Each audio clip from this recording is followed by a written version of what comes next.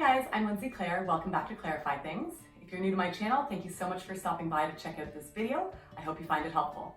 In today's video, I'm going to be talking about makeup sponges. I have 3 different ones that I'm going to talk about today. I'm going to tell you a little bit about each, and at the end, I'm going to let you know which is my favorite. I'm also going to take all 3 into my washroom and do a little demonstration washing them for you, because I was really surprised when I washed one of these in particular how much dye actually bled out of it. So if you're interested to find out which one, please keep watching.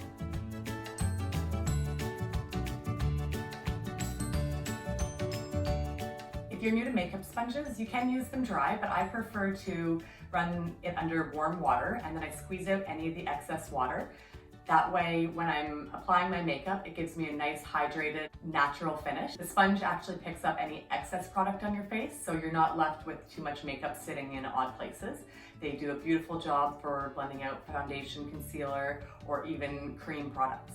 You can also dip it into powder after and use it to set your under eye area or your face makeup to really lock it in place. I'm going to start by telling you how much each one of these are and where you can pick them up. This one is the Quo Blending Sponge. It's $8 and you can get it at Shoppers Drug Mart. This one is the Real Techniques Miracle Complexion Sponge. It's also $8 and you can get it at Walmart. I also have the Original Beauty Blender, which is $26 and you can get it at Sephora. Now I'm going to take these 3 into my washroom. I'm going to show you how I clean them and show you what happens when you do so.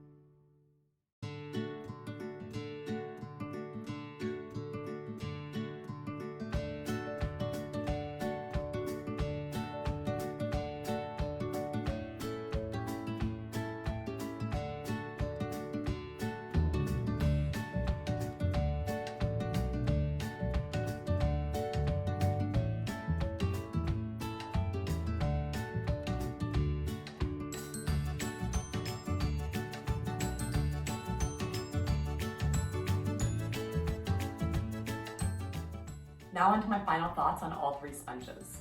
The Quo Blending Sponge is a nice affordable option. It does come in different colors and shapes, so if you prefer the shapes of the other 2 sponges that I showed you today, you can get it in those shapes. Personally, it's my least favorite out of the 3 because I find it's a little more dense than the other 2, so it's more likely to smear my makeup and I have to be extra light-handed when using this one, but it does get the job done. The Original Beauty Blender is excellent performance-wise. It seems to be the one that most people prefer, but for me, the amount of pink dye that it bleeds out as I'm washing it is a total turnoff, and I won't be repurchasing this one. I'm really shocked that I haven't heard more people talking about it, but it does bleed out a substantial amount of pink dye as you're washing it, so if you are thinking of picking one up, just be aware of that. I'm also very curious to know if the other colored beauty blenders also bleed out dye as you're washing them, so if you've tried them out and you know the answer to this question, please let me know in the comments. For me, the winner is definitely the Real Techniques Miracle Complexion Sponge. I like this one best because it's a fraction of the cost of the Original Beauty Blender. It doesn't leak out any dye as I'm washing it. One difference that I do notice is that the Original Beauty Blender is a little more porous than the Real Techniques sponge, but application-wise, it seems to apply my makeup the exact same. I also really like the shape of this one too. It has a flat side to it, so it's great for larger areas of my face. Thank you so much for checking out my video. I hope I was able to shed some light on the 3 of these sponges for you, and I hope to see you next time.